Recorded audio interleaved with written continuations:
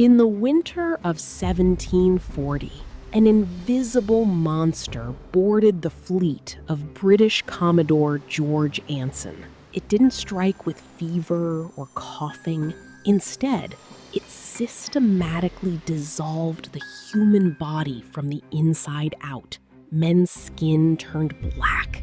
Old wounds from decades prior miraculously opened back up, and sane sailors dissolved into madness. By the time the voyage ended, over 1,300 men were dead, not from battle, but from a phantom affliction. For centuries, the sailor's rot was the greatest mystery of the high seas. And the cure was hidden in plain sight. But what made the epidemic so terrifying was its unpredictability. A sailor could appear healthy one week and become too weak to stand the next. Entire crews watched their strongest shipmates deteriorate without understanding why. The disease crossed national borders, affected merchant ships and war fleets alike, and seemed to follow sailors wherever long voyages carried them. To those living in the age of sail, it felt less like an illness and more like a curse stalking the oceans. To the ship doctors of the 1700s, it defied medical logic. It began with an overwhelming, bone-crushing fatigue. Next came the phantom bruises, dark purple spots appearing across the limbs without any trauma. But the true horror was what it did to the matrix of the body. The sailor's rot targeted the very glue holding humans together. Gums would swell and turn black. Teeth would literally drop from the jaws. And most terrifyingly, the scar tissue of old, healed, broken bones would completely dissolve, fracturing legs and arms all over again. Records from surviving journals describe men who could no longer climb rigging, lift supplies, or even chew their daily rations. Their joints became painfully swollen, and simple movements caused intense suffering. Captains often mistook these symptoms for poor discipline or cowardice. As more sailors fell ill, morale collapsed. Fear spread through the cramped decks as quickly as the disease itself, leaving crews convinced that death was inevitable.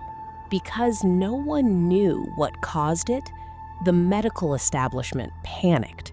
Some blamed bad air trapped in the ship's hold. Others blamed laziness, forcing dying men to work harder. The cures were often deadlier than the disease itself. Doctors prescribed deadly mercury, elixir of vitriol, which was literally sulfuric acid, or burying patients up to their necks in sand whenever they touched land. Nothing worked. The phantom epidemic kept consuming crews wholesale. The confusion was understandable.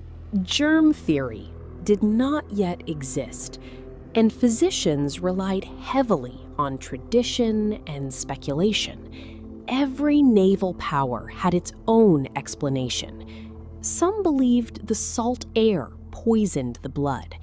Others claimed the endless motion of the sea disrupted the body's natural balance. Expensive remedies were purchased and distributed across fleets, yet the death toll continued to rise. The more people searched for answers, the farther they seemed from the truth. Enter James Lind, a ship surgeon determined to find an answer using a method never tried before, a controlled medical experiment.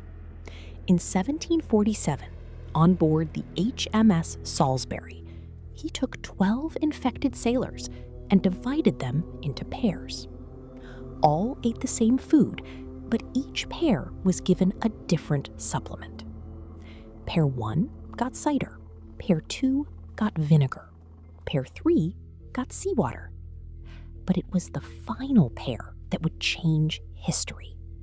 They were given 2 oranges and a lemon.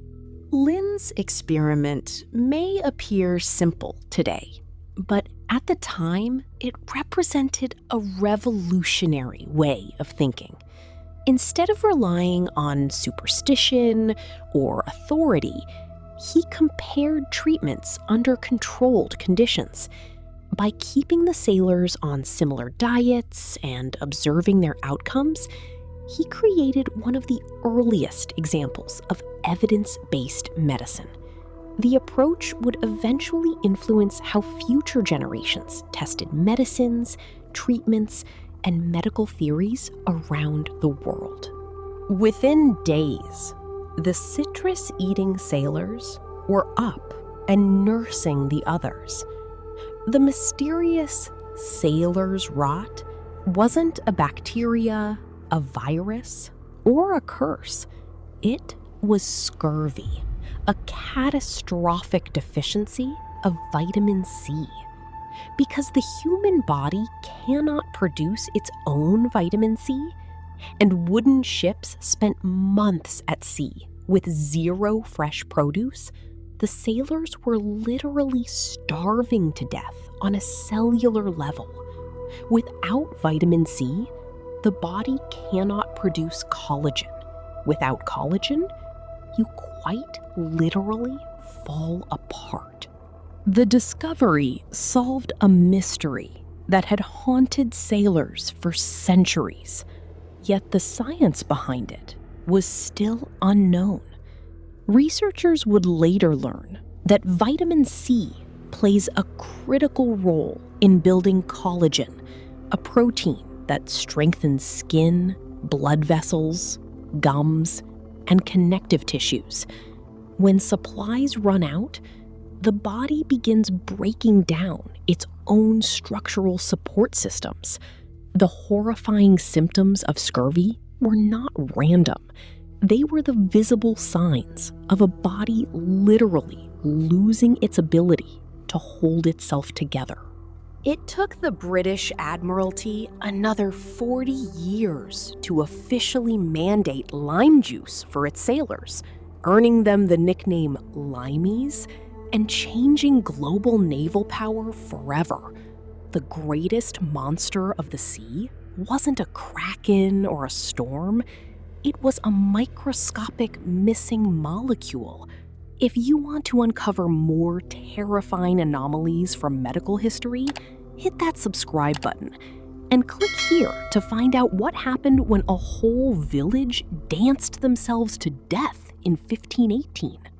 The story of scurvy reminds us that some of history's deadliest threats were not always dramatic diseases or fearsome predators. Sometimes they were hidden deficiencies overlooked by generations of experts. A simple fruit carried the solution to a crisis that killed more sailors than many naval battles combined. It remains one of the most important lessons in medical history. The smallest missing ingredient can have the greatest consequences.